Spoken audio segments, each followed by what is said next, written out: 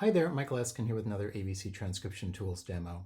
This one is for the web developers out there. Today I'm going to show you how to create a very simple web application that will allow you to embed the ABC Transcription Tools onto a website and dynamically change between different tunes. So first I'm going to give you a demo of the final website, and then I'm going to show you some of the code and how I created it. So here's the simple website. It just has a selector. You pick a tune, and we'll say the butterfly, and it loads the application into this frame here, and this is an iFrame. And we'll pick a different tune. For example, we'll say Father Kelly, and this is the full application actually running inside this iFrame. You can even do things like run the tune trainer. And we'll pick another tune here. For example, let's scroll down a little bit. We'll say Swinging on a Gate. And again, we can play it.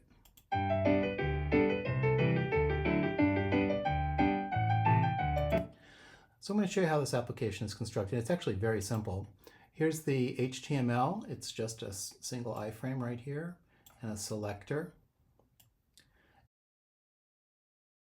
And some JavaScript that when the application first runs, reads all of the tunes out of this data structure here and extracts the name and the URL for each of them and uses that to populate the dropdown.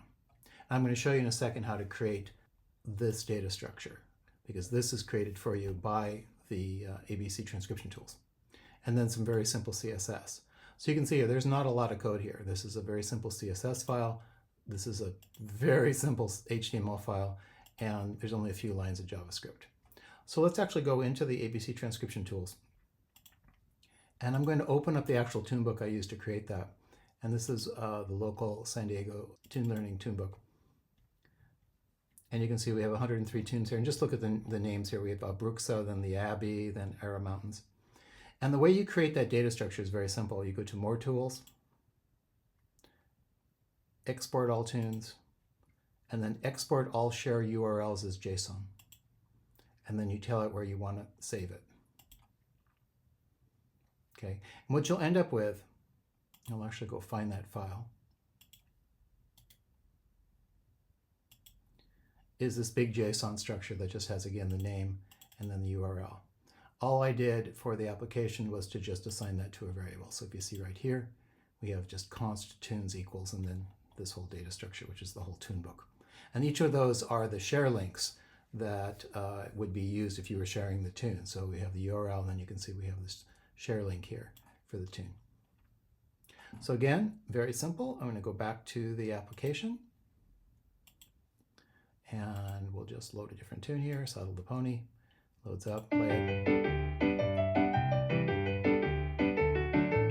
So again, just a quick demo for the web developers out there. Obviously, this isn't optimized for mobile or anything like that, but that's certainly something you could do. I'm going to go ahead and put the source code for this in the GitHub repository, and I'll post a link to it in the video description below.